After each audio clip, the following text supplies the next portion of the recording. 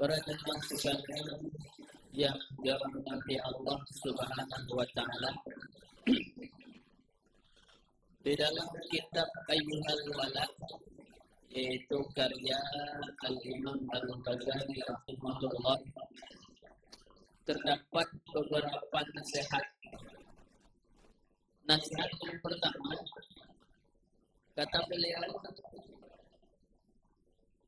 bahwa kehidupan manusia ini ada yang namanya cinta.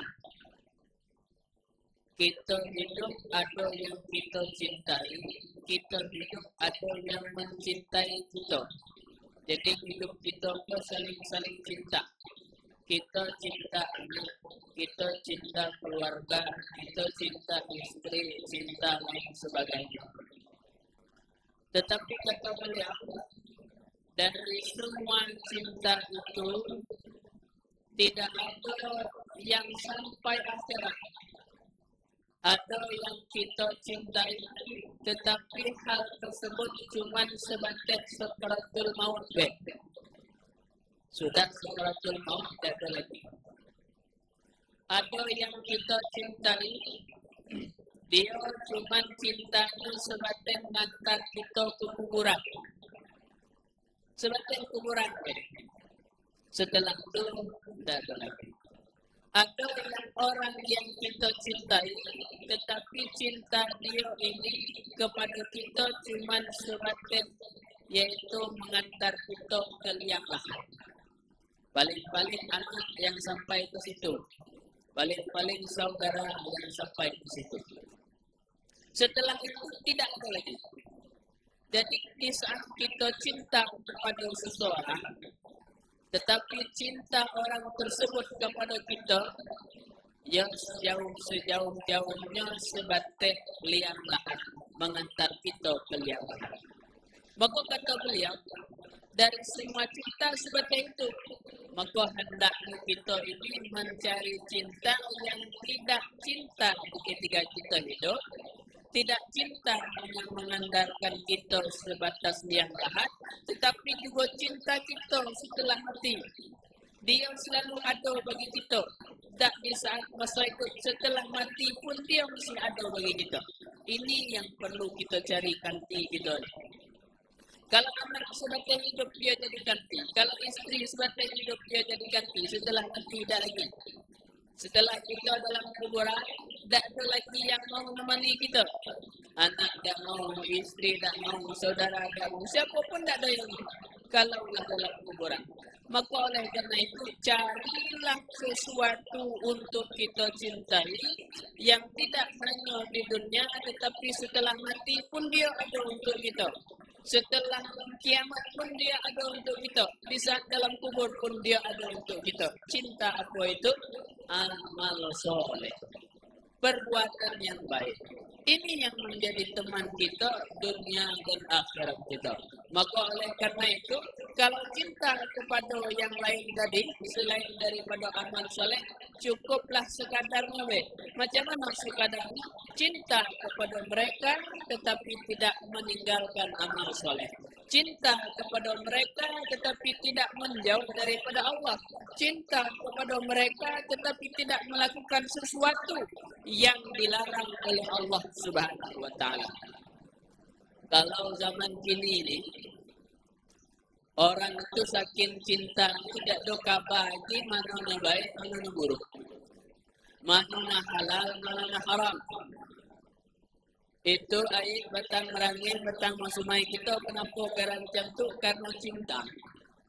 Terlalu cinta kepada diri, terlalu cinta kepada anak, sehingga halal haramnya hatam. Itu akibatnya sehingga apa yang dilarang oleh Allah tidak diabaikan lagi. Dilakukan apa yang dilarang oleh Allah Subhanahu wa taala. Itu sebabnya apa? Sebab cinta kepada sesuatu tetapi jauh daripada Allah Subhanahu wa taala. Alhamdulillah, saya sering mengatakan kalau hari ini Allah masih memberi kita sujud, Allah izinkan kita sujud, alhamdulillah. Allah beri kita sanggup untuk pergi ke masjid, alhamdulillah. Kenapa demikian? Karena Tidak semua azan itu sanggup dipenuhi di setiap orang. Contoh kita. Ada orang yang jauh terdengar azan berangkat. Alhamdulillah sampai di masjid. Ada orang dekat dengan azan berangkat. Alhamdulillah terdengar terlambat. Allah bagi kesanggupan. Tetapi ada orang yang mendengar azan sebatas mendengar, tetapi Allah tidak beri kesanggupan dia untuk melangkah. Ini kalau seandainya seluruh yang ada mendengar azan masjid raya ini datang ke masjid, mungkin kita penuh masjid ini untuk solat jemaah. Tetapi apa buktinya? Apakah segala yang mendengar di pasar atau di mana azan datang? Tidak. Ada terkadang orang datang ke masjid cuma singgah, semayang tidak. Ini dalam arti kata mereka meskipun dekat dengan masjid, tetapi Allah tidak mengizinkan dia untuk sujud. Tetapi Allah tidak mengizinkan untuk sholat di rumahnya. Maka ini merupakan nikmat yang besar. Tak sekali dua kita tengok, bukan nak kata orang tak boleh singgah di masjid, tu tak boleh singgah di masjid. Tetapi malulah dengan status Islam. Tetapi malulah dengan Allah.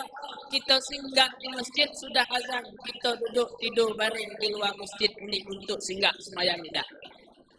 Ini yang harus kita perhatikan. Dan kita sebagai sesama Islam, sesama mukmin, saya mengingatkan. Kenapa anak-anak kita ni banyak yang melakukan sesuatu yang sudah tidak sesuai dengan agama. Satu penyebabnya, dengarkan mulut kita ni malah bergerak untuk menegur. Contoh cik, kalau di dalam masjid ni ada anak yang main HP, kalau tak ada yang tukang tegur, maka mereka itu menganggap hal biasa. Selamanya main HP. Kadang orang ibadah, kadang orang baca Quran, kadang orang zikir, dia main tangtung bunyi di situ. Bukan tak boleh, tetapi ini kita sudah menjauhkan dia daripada adab. Yang paling parahnya lagi, jangankan nak negur anak untuk main HP di dalam masjid, kita yang lah tua kau nonton HP volumennya besar pula. Bukan tak boleh HP awak, tetapi kantin nak ibadah. Masjid ni untuk ibadah. Cuba kita berfikir secara logika. Di dalam masjid kita tidak ibadah, bagaimana di luar masjid?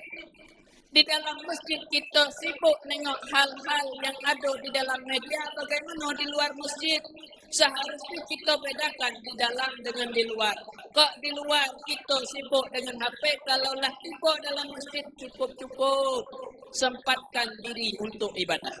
Sempatkan diri untuk baca Al-Quran.